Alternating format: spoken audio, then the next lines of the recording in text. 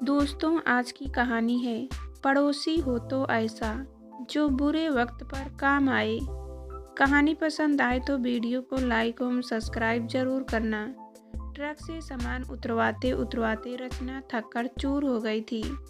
यूं तो यह पैकर्स वालों की जिम्मेदारी थी, फिर भी अपने जीवन भर की बसी बसाई गृहस्थी को यूं एक ट्रक में समाते देखना और फिर भागते हुए ट्रक में उसका हिचकोले लेना, यह सब झेलना भी कोई कम धैर्य का काम नहीं था।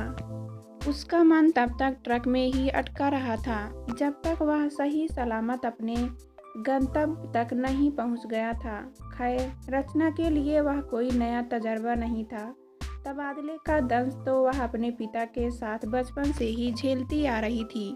हाँ, इसे दंश कहना ही उचित होगा, क्योंकि इसकी तकलीफ तो वही जानता है जो इसे भुगतता है। रचना को यह बिल्कुल पसंद नहीं था, क्योंकि स्थानांतरण से होने वाले दुष्परिणामों से वह भली भांति परिचित थी। बाकी सब बातों की परवाह न करके जिस बात से रचना सबसे ज़्यादा विचलित रहती थी वह यही थी कि पुराने साथी एकाएक छूट जाते हैं। सभी दोस्त, साथी, गली मोहल्लों के रिश्ते पलक झपकते ही पराये हो जाते हैं और हम खाना बदोशों की तरह अपना तंबू दूसरे शहर में तानने को मजबूर हो जाते हैं। अजनबी शहर, उसके तौर तरीके अपनाने में काफ़ी दिक्कत आती है। नए शहर में कोई परिचित चेहरा नज़र नहीं आता। वह सुख दुख की बात करे तो किससे, घर जाए तो किसके और अपने घर बुलाए तो भी किसे। नया शहर, नया घर उसे काटने को दौड़ता था। सौरभ यानी रचना के पति को इससे विशेष फर्क नहीं पड़ता था, क्योंकि उनको तो आते ही ड्यूटी ज्वाइन करनी होती थी और वे व्यस्त हो जाते थे। यही हाल बेटे पर्व और बेटी पूजा का था। वे भी अपने नए स्कूल व नई कॉपी किताबों में खो जाते थे। रह जाती थी तो रचना घर में बिल्कुल अकेली अपने अकेलेपन से जूझती। या तो भला हो नई तकनीक का, जिसने अकेलेपन को दूर करने के कई साधन निकाल रखे हैं। रचना उठते बैठते फेसबुक व व्हाट्सएप के जन्मदाताओं का आभार व्यक्त करना नहीं भूलती थी। उसकी नज़र में लोगों से जुड़ने के ये साधन अकेलापन तो काटते ही हैं, साथ साथ व्यक्तिगत स्वतंत्रता भी प्रदान करते हैं। खासकर स्त्रियों को घर की चार दीवारी में रहकर भी वह अपने मन की बात इनके जरिए कर सकती हैं। दिनचर्या से निवृत्त होने के बाद रोज की तरह रचना अपना स्मार्टफोन लेकर बैठ गई। उसमें एक फ्रेंड रिक्वेस्ट थी। नाम पढ़ते ही वह चौंक गई। नीरज सक्सेना। उसने बड़ी उत्सुकता से उसकी प्रोफाइल खोली तो खुशी व आश्चर्य से झूम उठी। अरे, यह तो वही नीरज है जो मेरे साथ पढ़ता था। उसके मुंह से निकला। पापा का अचानक से ट्रांसफ़र हो जाने के कारण वह किसी को अपना पता नहीं दे पाई थी और नतीजा यह था कि फेयरवेल पार्टी के बाद आज तक किसी पुराने सहपाठी से नहीं मिल पाई थी। फिर तो बातों का सिलसिला चल निकला और जब भी मौका मिलता दोनों पुराने दिनों की बातों में डूब जाया करते थे। बातों ही बातों में उसे पता चला कि नीरज भी इसी शहर में रहता है और यहीं आसपास में रहता है। रचना ने सौरभ को भी यह बात बताई तो सौरभ ने कहा, यह तो बहुत अच्छी बात है। तुम सदा शिकायत करती थी कि आपके तो इतने पुराने दोस्त हैं, मेरा कोई नहीं। अब तो खुश हो ना, किसी दिन घर बुलाओ उन्हें। एक दिन रचना ने नीरज को घर आने का न्योता दिया। इसके बाद बातों के साथ साथ मिलने जुलने का सिलसिला भी शुरू हो गया। नीरज को जब भी फुर्सत मिलती वह रचना से बात कर लेता और घर भी आ जाता था। नीरज अक्सर अकेला ही आता था तो एक दिन सौरभ बोले, भाई क्या बात है, आप एक बार भी भाभी जी व बच्चों को नहीं लाए, उनको भी लाया कीजिए। यह सुनकर नीरज बोला, अवश्य लाता, यदि वे होते तो। क्या मतलब, तुमने अभी तक शादी नहीं की? सौरभ ने चुटकी काटी, जबकि रचना सौरभ को बता चुकी थी कि वह शादीशुदा है और एक बेटी का बाप भी है। सौरभ की बात सुनकर नीरज झेप कर बोला, मेरा कहने का मतलब था, यदि वह यहाँ होते। प्रिया व संदीप अभी यहाँ शिफ्ट नहीं हुए हैं। स्कूल में एडमिशन की दिक्कत की वजह से ऐसा करना पड़ा। ठीक कह रहे हो तुम। बड़े शहरों में किसी अच्छी स्कूल में एडमिशन करवाना भी कम टेढ़ी खीर नहीं है। हमने भी बहुत पापड़ बेले हैं बच्चों के एडमिशन के लिए। अब सौरभ और नीरज में भी दोस्ती हो गई थी और स्थिति यह थी कि कई बार नीरज बिना न्योता के भी खाने के समय आ जाता था। नीरज के घर में आने से रचना बहुत खुश रहती थी और बहुत ही मान मनुहार से उसकी खातिरदारी भी करती थी।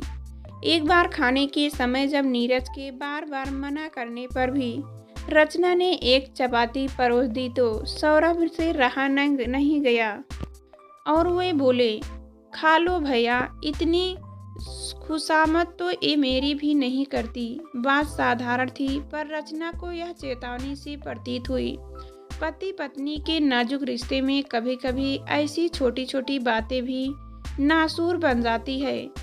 इसका एहसास था उसे।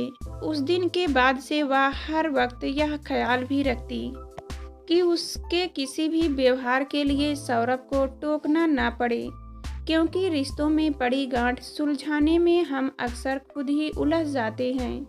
एक शाम जब सौरभ ऑफिस से आए तो बोले, आई एम सॉरी रचना, मुझे कंपनी की ओर से 15 दिनों की टूर पर अमेरिका जाना पड़ेगा। मेरा मन तो नहीं है कि मैं तुम्हें इस नए शहर में इस तरह अकेले छोड़कर जाऊं, पर क्या करूं, बहुत ज़रूरी है, जाना ही पड़ेगा। यह सुनकर रचना को उदासी व चिंता की परछाइयों ने घेर लिया। वह धम से पलंग पर बैठ गई और रुआसा होकर बोली, अभी तो मैं यहाँ ठीक तरह से सेटल भी नहीं हुई हूँ। आप तो जानते ही हैं कि आस पड़ोस वाले सब अपने हाल में मस्त रहते हैं, किसी को किसी की परवाह नहीं है यहाँ। ऐसे में 15 दिन अकेले कैसी रह पाओगी? Oh don't worry, I know you will manage it. मुझे इस तुम पर पूरा भरोसा है। और फिर दूसरे दिन ही सौरभ अमेरिका चले गए और रचना अकेली रह गई। यूँ तो रचना घर में रोज अकेली ही रहती थी, पर इस उम्मीद के साथ कि शाम को सौरभ आएंगे।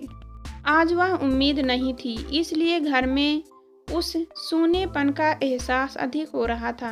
खैर, वक्त तो काटना ही था।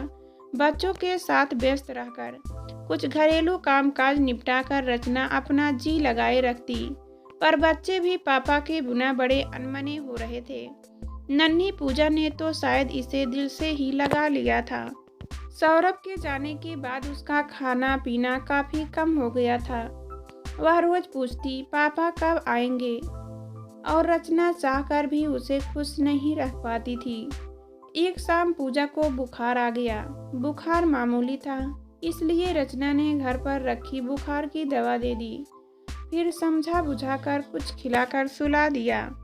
आधी रात को पूजा के कसम साने से रचना की नींद खुली तो उसने देखा पूजा का बदन बुखार से तप रहा था। रचना झट से थर्मामीटर ले आई। बुखार 104 डिग्री था। रचना के होशो हवास उड़ गए। इतना तेज बुखार, वह रोने लगी, पर फिर हौसला करके उसके सौरभ को फोन मिलाया।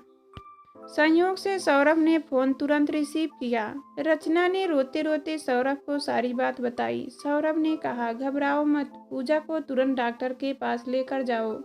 रचना ने कहा, आप जानते हैं ना, यहाँ रात के 12 बज रहे हैं, गाड़ी खराब है, एकमात्र पड़ोसी बाहर गए हैं, मैं और किसी को जानती भी तो नहीं इस शहर में। नीरज, हाँ नीरज है ना, उसे कॉल करो, वह तुम्हारी ज़रूर मदद करेगा। पर सौरभ, इतनी रात मैं अकेली, क्या नीरज को बुलाना ठीक रहेगा?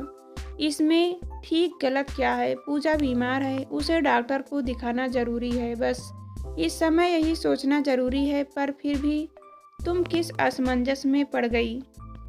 अरे नीरज अच्छा इंसान है, 2-4 मुलाकातों में ही मैं उसे जान गया हूँ। तुम उसे कॉल करो, मुझे किसी की परवाह नहीं।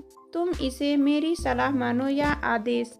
ठीक है, मैं कॉल करती हूँ। रचना ने कह तो दिया पर सोच में पड़ गई। रात को 12 बजे नीरज को कॉल करके बुलाना उसे बड़ा अटपटा लग रहा था। वह सोचती रही और कुछ देर यूं ही बुत बनकर बैठी रही, पर कॉल करना जरूरी था। वह यह भी जानती थी, सो उसने फ़ोन हाथ में लिया और नंबर डायल किया। घंटी गई और किसी ने उसे काट दिया। आवाज़ आई, यह नंबर अभी व्यस्त है। उसने फिर डायल किया, फिर वही आवाज़ आई। अब क्या करूं? वह तो फ़ोन ही रिसीव नहीं कर रहा। चलो एक बार और कोशिश करती हूँ। यह सोचकर वह रिडायल कर ही रही थी कि कॉल बेल बजी। इतनी रात कौन हो सकता है? रचना यह सोचकर घबरा गई।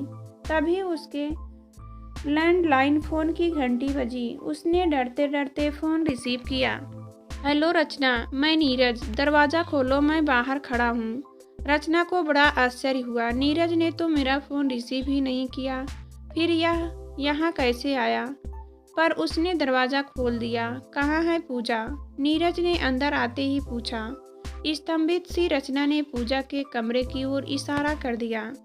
नीरज ने पूजा को गोद में उठाया और बोला, घर को लॉक करो, हम पूजा को डॉक्टर के पास ले चलते हैं। ज़्यादा देर करना ठीक नहीं है।